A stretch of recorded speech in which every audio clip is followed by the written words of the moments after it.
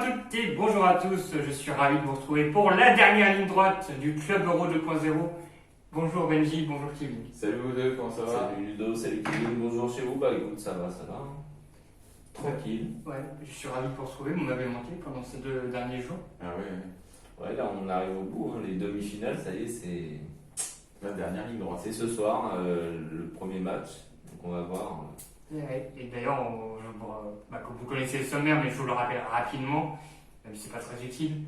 Tout de suite, vous allez avoir la présentation des matchs qui sera faite par Kevin. Enfin, la présentation du match, pas des matchs, vu qu'il n'y en a qu'un.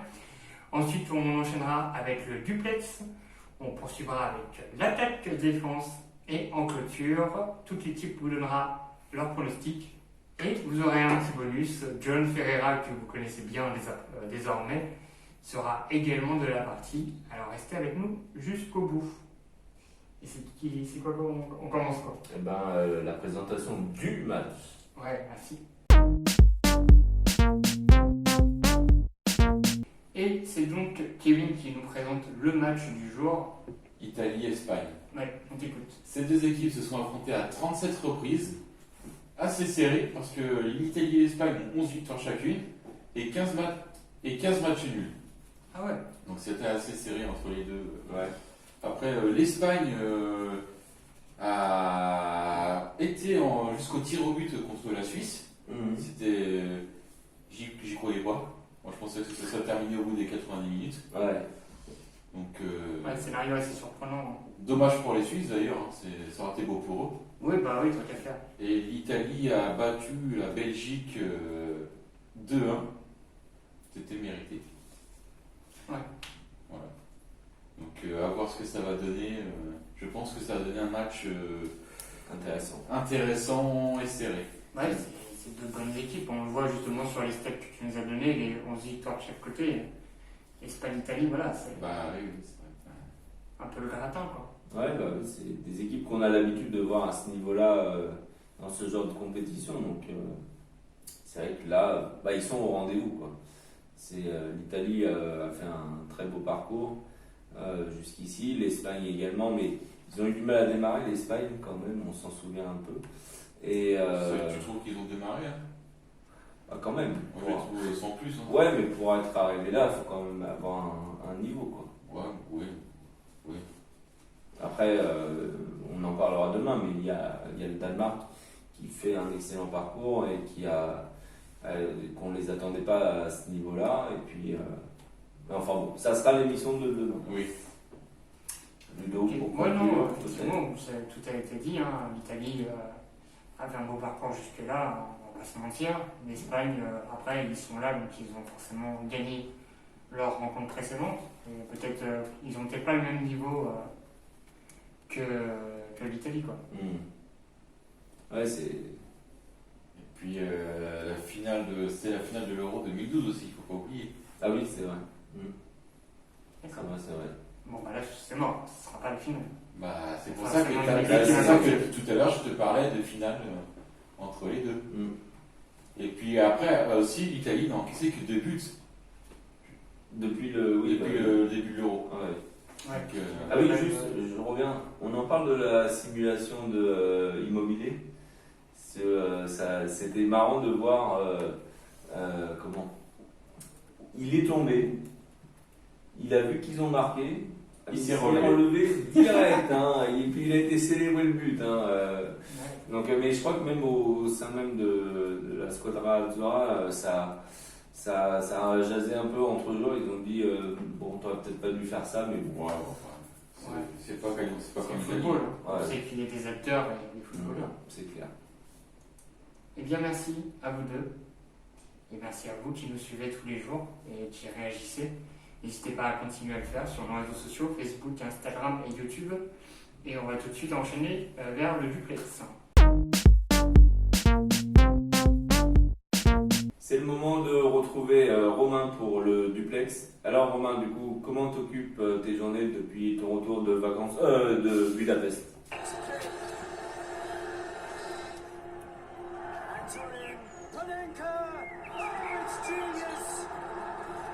Ah, pardon, excusez-moi, j'éteins la télé. Je suis en train de regarder justement les tirs au but de 1976 et la fameuse finale dont on parlait une première fois dans une anecdote, avec le fameux tir de Panenka qui a marqué les esprits. Excusez-moi, j'ai pas dit bonjour. Oui, la fameuse phrase, vous l'attendez. Bonjour à vous en plateau et bonjour chez vous derrière votre écran et bienvenue aujourd'hui pour le duplex. Et donc, si j'aurais une séance de tir au but, c'est pas pour rien, parce que ce soir, l'Espagne affronte l'Italie. Et on sait que l'Espagne s'est qualifiée difficilement face à la Suisse au tir au but. Et donc, j'ai une petite anecdote sur les tirs au but à vous faire partager. Et donc, la voici. Donc justement, on parlait de Panenka, la séance de tir au but de 1976, qui a été la seule et unique séance de tir au but qui a départagé deux équipes lors d'une finale à 1 euro. Effectivement, jusqu'à présent, il y a eu 20 séances de tir au but, mais une seule lors d'une finale, c'était en 1976, avec la victoire de la Tchécoslovaquie. Et pour avoir pas plus d'informations, je ne sais pas si vous savez, mais c'est l'Espagne justement et l'Italie, les deux pays ce soir, qui ont eu le plus de tirs au but lors de leur parcours à l'euro, aux différents euros. Donc ce soir, on verra peut-être une 6e, je ne sais pas. En tout cas, l'Espagne, 5 séances de tirs au but pour 4 victoires. C'est l'équipe qui a le plus gagné un match sur une séance de tirs au but. A l'inverse, les pays qui ont plus perdu aux séances de tir au but sont l'Angleterre, les Pays-Bas et l'Italie, qui eux ont perdu 3 fois. Donc l'Italie, 3 fois sur 5, ils ont perdu leur séance de tir au but. Et petite anecdote, la séance de tir au but la plus longue était en 2016. Et oui, un match quart de finale Allemagne-Italie. L'Allemagne a gagné après 18 tirs. Vous imaginez, 18 tirs, 6 buts à 5. Donc voilà, c'était pour la petite anecdote. Benjamin, je t'oublie pas. Comment vu que mes journées, difficilement en ce moment. La chaleur au final de Budapest me manque. Les fans me manquent. Je suis un peu seul devant mon écran. Les matchs se font plus rares. Mais bon, c'est pas grave. Il y a l'Euro qui est là. Il y a vous qui êtes là aussi pour me donner de la motivation. Donc, on s'occupe comme on peut. Et voilà, avec les anecdotes. Et puis pour moi, ça suffit pour aujourd'hui. Et je vous dis à demain. Passez une bonne journée. Eh bien, merci Romain pour ces stats intéressantes. On te retrouve évidemment demain pour la deuxième demi-finale.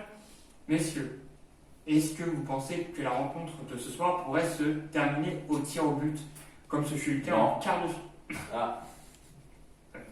Je peux même pas finir.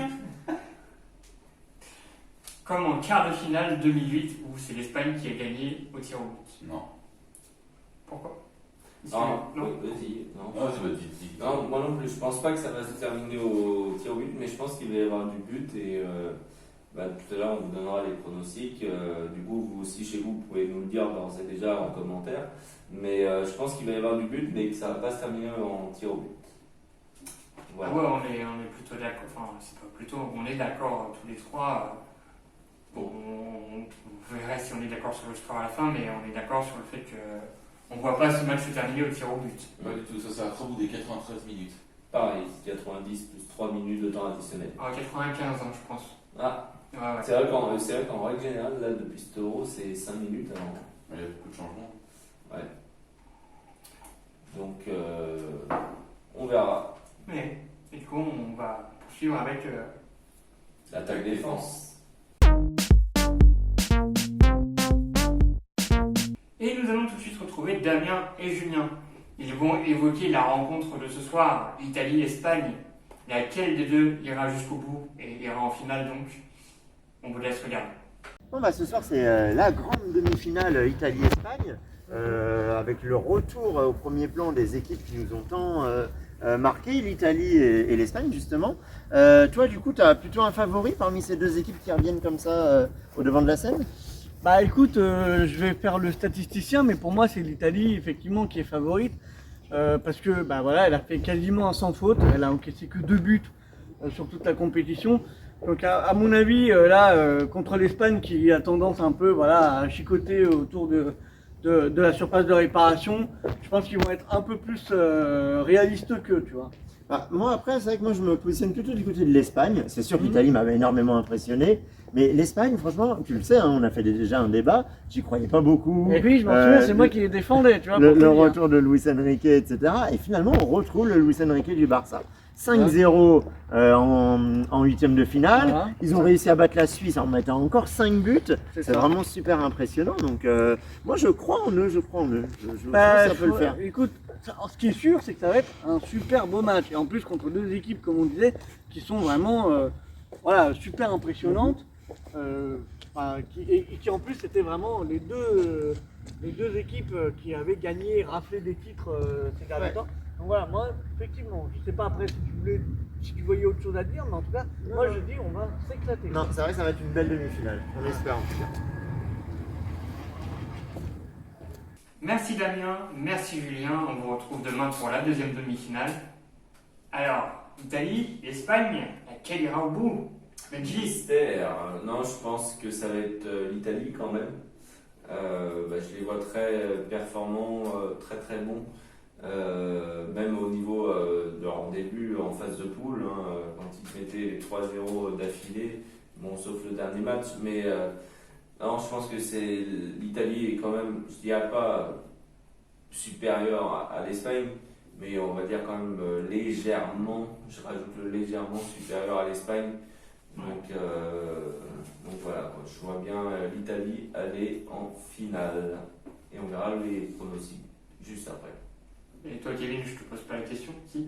Alors pour moi, En restant objectif, en évidemment. étant objectif, Toujours. l'Italie a montré plus de choses que l'Espagne durant Ah, ils ont impressionné. je leur pense. parcours. Donc, après voilà, Benjamin a tout dit. Quoi. Donc à voir, on verra nos pronostics plus Donc tard. toi, concrètement, tu dis qui va aller en finale? Hein? Qui va aller en finale du coup? Et bah tu verras mes pronostics. Ah bah, très bien. Ouais. Et toi, Ludo? Ouais, non, on est d'accord, ça fait un petit moment là, sur ce sujet-là de l'Italie, voilà. Elle a le niveau pour aller en finale et pour gagner, surtout. Enfin, c'est mon avis. Et vous aurez mon pronostic qui va donner l'Espagne gagnante à la fin de l'émission, évidemment. Non, je rigole. Ah, c'est drôle. Merci. Et je crois qu'on a fait le tour de ce sujet-là. Bon, il est temps de passer à quoi? Au pronostic.